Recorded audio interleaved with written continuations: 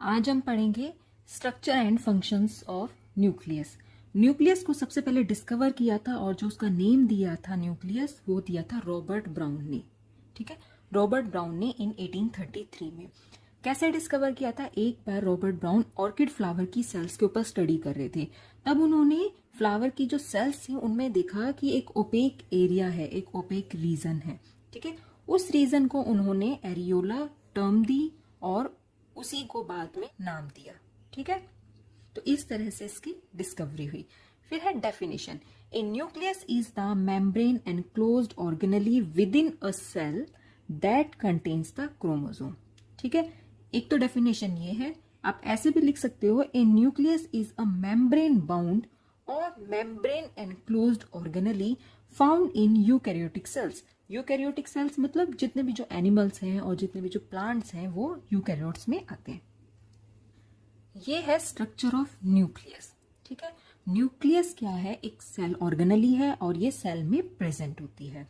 Definition में हमने पढ़ा था nucleus is the membrane bound or membrane enclosed organelle. Membrane bound ये न्यूक्लियस है, इसकी मेम्ब्रेन है, इनर मेम्ब्रेन और आउटर मेम्ब्रेन, और इस न्यूक्लियस के अंदर क्या है? क्रोमोसोम प्रेजेंट है। ठीक है, तो ये डेफिनेशन इसकी स्ट्रक्चर से यही है। फिर है nucleus is the most prominent organelle of the cell, the number of nuclei may vary. देखो, जो न्यूक्लियाई होते हैं यानी कि एक सेल के अंदर एक न्यूक्लियस भी प्रेजेंट होता है जिसे बोलते हैं यूनिन्यूक्लिएट। एक सेल के अंदर दो न्यूक्लियस भी प्रेजेंट होते हैं तो उसे बोलते हैं बाई न्यूक्लिएट। और मल्टी न्यूक्लिएट सेल भी होती है। ठीक है, कुछ सेल ऐसी होती है जिनमें न्यूक्लियस होता ही नहीं है, जैसे जो प्लांट्स की हायर प्लांट्स में सीव ट्यूब एलिमेंट्स होते हैं, सीव ट्यूब सेल्स होती हैं, उनके अंदर जो न्यूक्लियस होता है वो एब्सेंट होता है। और ऐसे ही जो मैमेलियन इराइथ्रोसाइट्स होते हैं यानी कि जो आरबीसीज होते हैं उनमें न्यूक्लियस नहीं होता। ठीक है, अब है न्यूक्लियस की स्ट्रक्चर। ये न्यूक्लियस की स्ट्रक्चर है। अब हम न्यूक्लियस की स्ट्रक्चर को एक्सप्लेन करेंगे। The nucleus is the largest organelle of the cell, it occupies about 10% of the total volume of the cell.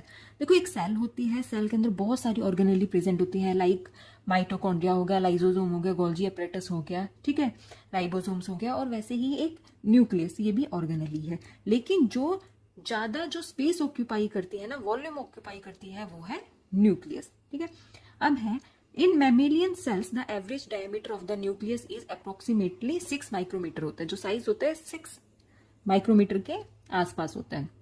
Nuclear envelope. Nuclear envelope आपको पता होगा, फॉर एग्जांपल एक लेटर अगर हम किसी को भेजते हैं या कार्ड भेजते हैं तो हम उसे एक एनवलप में डाल के भेजते हैं। तो ऐसे ही न्यूक्लियस का एक एनवलप होता है, ठीक है, जिसे हम बोलते हैं न्यूक्लियर मेम्ब्रेन भी बोलते हैं।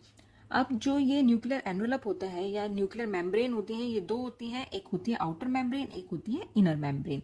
जैसा कि आप स्ट्रक्चर में देख रहे हो, जो अंदर की तरफ लाइन है ये पिंक वाली, ये है इनर मेम्ब्रेन, और जो बाहर की तरफ है वो है आउटर मेम्ब्रेन। नेक्स्ट है कि outer membrane of the nucleus is continuous with the membrane of rough endoplasmic reticulum. देखो, एक एंडोप्लाज्मिक रेटिकुलम ऑर्गेनेली भी होती है। ठीक है, वो फर्दर 2 टाइप की होती है, रफ एंडोप्लाज्मिक रेटिकुलम और स्मूथ एंडोप्लाज्मिक रेटिकुलम। वो हम उसे एक सेपरेट वीडियो में पढ़ेंगे। मगर यहाँ क्या है कि न्यूक्लियस है।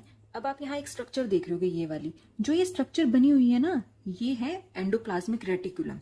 ठीक है, तो क्या है कि जो न्यूक्लियस होता है ना, जो न्यूक्लियस की आउटर मेम्ब्रेन होती है वो कॉन्टिन्यूअस होती है with the membrane of rough endoplasmic reticulum. अब हमें कैसे पता चला कि ये रफ है या स्मूथ है? अगर जो ये एंडोप्लाज्मिक रेटिकुलम है, अगर इसकी मेम्ब्रेन पर राइबोसोम प्रेजेंट होते हैं तो ये क्या है? Rough endoplasmic reticulum. और जो स्मूथ एंडोप्लाज्मिक रेटिकुलम होता है उसकी मेम्ब्रेन पर कोई भी राइबोसोम प्रेजेंट नहीं होते। नेक्स्ट है कि the space between these layer is known as the perinuclear space. अब ये दो मेम्ब्रेन है, इनर और आउटर मेम्ब्रेन है, उनके बीच में ये स्पेस आपको दिख रहा है, इस स्पेस को क्या बोलते हैं? Perinuclear space. अब है कि the nuclear envelope encloses the nucleus and separates the genetic material of the cell from the cytoplasm of the cell. देखो, आप सबको पता होगा कि एक सेल है, देखो ये सेल है, ठीक है, सेल के अंदर ये न्यूक्लियस प्रेजेंट है, यहाँ पर माइटोकॉन्ड्रिया प्रेजेंट है, एंडोप्लाज्मिक रेटिकुलम प्रेजेंट है, राइबोसोम वगैरह सब प्रेजेंट है। ठीक है, अब न्यूक्लियस अब ये जो सेल है, सेल के अंदर क्या है, साइटोप्लाज्म प्रेजेंट है, ठीक है। न्यूक्लियस के अंदर क्या होता है, न्यूक्लियोप्लाज्म होता है। अब क्या होता है, जब यहाँ से मॉलिक्यूल्स का ट्रांसफर होता है साइटोप्लाज्म से न्यूक्लियोप्लाज्म के अंदर, न्यूक्लियोप्लाज्म से साइटोप्लाज्म के अंदर मॉलिक्यूल का ट्रांसफर होता है, ठीक है। तो कहने का मतलब ये है कि जो न्यूक्लियर एनवेलप है, यानी कि जो न्यूक्लियर मेम्ब्रेन है, वो सेपरेट करती है जेनेटिक मटेरियल को, क्योंकि न्यूक्लियस के अंदर क्या है, जेनेटिक मटेरियल प्रेजेंट है, वो सेपरेट करती है जेनेटिक मटेरियल को साइटोप्लाज्म से, ठीक है। नेक्स्ट यहाँ पर यही है कि जो ये न्यूक्लियर मेम्ब्रेन होती है, एक बैरियर बना के रखती हैं ताकि कोई मैक्रोमोलिक्यूल है वो फ्रीली उसका ट्रांसफर ना हो सके न्यूक्लियोप्लाज्म और साइटोप्लाज्म के अंदर, क्योंकि जिस चीज की रिक्वायरमेंट है वही केवल जाए, ठीक है। अब है न्यूक्लियर पोर। न्यूक्लियर पोर, तो यहाँ आपको एक स्ट्रक्चर दिखाते हैं कि ये देखो न्यूक्लियर मेम्ब्रेन है ना, ये मेम्ब्रेन है। अब ये बीच में आपको स्पेस दिख रहा है, इस स्पेस को बोलते हैं न्यूक्लियर पोर, ठीक है। इस स्पेस को क्या बोलते हैं, न्यूक्लियर पोर। यहाँ पर देखो लिखा ही है कि the nuclear envelope is perforated with numerous pores called nuclear pore, ठीक है। न्यूक्लियर पोर प्रेजेंट होते हैं और बहुत सारे पोर्स प्रेजेंट होते हैं। The nuclear pores are composed of many protein known as nucleoprotein. Proteins के बने होते हैं तो इसलिए बोल देते हैं उसे न्यूक्लियोप्रोटीन। फिर है the pores allow the passage of molecules of only about 9 mm wide. The larger molecules are transferred through active transport, ठीक है।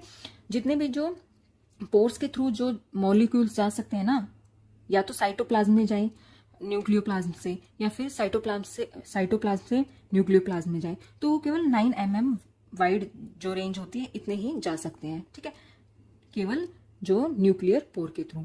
उसके बाद क्या होता है, अगर 9 mm से बड़ा साइज है किसी मॉलिक्यूल का, तो वो कैसे जाते हैं, एक्टिव ट्रांसपोर्ट के थ्रू। एक्टिव ट्रांसपोर्ट में क्या होता है कि मेम्ब्रेन होती है, मेम्ब्रेन के ऊपर चैनल्स लगे होते हैं, ठीक है, उन चैनल्स के थ्रू ही जाते हैं। नेक्स्ट है क्रोमोसोम क्रोमेटिन स्ट्रक्चर्स, ठीक है, इसको ये भी बोलते हैं। The nucleus of the cell contains the cell genetic material in the form of multiple linear DNA molecules. यहाँ आप देखिए कि जो ये आपको न्यूक्लियस के अंदर ये ब्लैक ब्लैक सी थ्रेड लाइक स्ट्रक्चर दिखाई दे रही है ना, ये है क्रोमेटिन फाइबर्स। इन्हीं क्रोमेटिन फाइबर्स में होते हैं डीएनए मॉलिक्यूल्स, ठीक है। जो डीएनए मॉलिक्यूल्स होते हैं फिर बिहेव करते हैं as a genetic material. Next है the DNA molecules are in complex with a large variety of proteins which form the chromosomes, ठीक है। क्रोमेटिन क्या है, जब डीएनए प्रोटीन के साथ मिलते हैं, कौन से प्रोटीन, हिस्टोन प्रोटीन के साथ बाइंड करते हैं, तो वो क्या बन जाते हैं, क्रोमेटिन। क्रोमेटिन फर्दर 2 टाइप के होते हैं, यूक्रोमेटिन और हेट्रोक्रोमेटिन। इसको हम एक अलग सेपरेट वीडियो में पढ़ेंगे, बहुत ही इंपॉर्टेंट टॉपिक है। फिर है ड्यूरिंग सेल डिवीजन, जब सेल डिवीजन होता है the chromatin fibre forms well defined chromosome, ठीक है। सेल डिवीजन के टाइम पे जो क्रोमेटिन फाइबर्स होते हैं वो क्रोमोसोम्स बना देते हैं। नेक्स्ट है न्यूक्लियोलस, ठीक है। जो न्यूक्लियोलस है वो न्यूक्लियस के अंदर प्रेजेंट होता है, और न्यूक्लियोलस की कोई भी मेम्ब्रेन नहीं होती है इसको प्रोटेक्ट करने के लिए, ठीक है।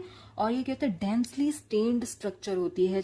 उसके बाद क्या होता है, जो न्यूक्लियोलस का फंक्शन क्या है कि ये सिंथेसाइज करता है राइबोसोम को और आरआरएनए को, ठीक है। और जब सेल डिवीजन होती है ना, सेल डिवीजन होती है, उस टाइम पर जो न्यूक्लियोलस होता है वो डिसअपियर हो जाता है, मतलब गायब हो जाता है।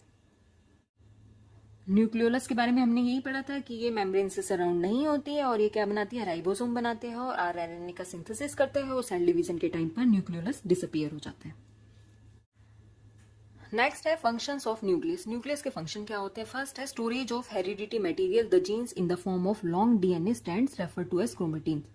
आपको पता है स्ट्रक्चर में आपने देखा तो लॉन्ग थ्रेड लाइक स्ट्रक्चर है, ठीक है। तो स्टोरेज करता है किसकी, जेनेटिक मटेरियल की स्टोरेज करता है, ठीक है।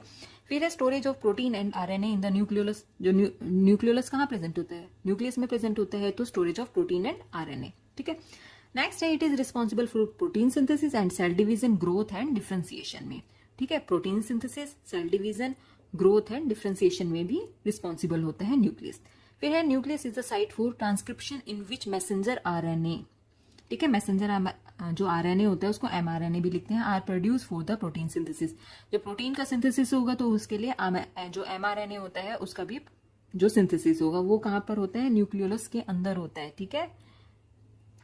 फिर है selective transportation of regulatory factors and energy molecules through nuclear pores. जो न्यूक्लियर पोर्स होते हैं उनके अंदर क्या होता है कि जो सिलेक्टिव मॉलिक्यूल्स ही होते हैं वो ही जा सकते हैं, ठीक है। तो जो हमने पहले पढ़ा है ना स्ट्रक्चर में, वही सब फंक्शन ही है उसकी एक तरह से, ठीक है। नेक्स्ट है it also regulates the integrity of genes and gene expression. Gene expression क्या है, प्रोटीन सिंथेसिस होगा, ठीक है, आरएनए की फॉर्मेशन होती है, प्रोटीन सिंथेसिस होगा, तो क्या होगा, ऑब्वियस ही बात है, regulates the integrity of genes and gene expression. ठीक है।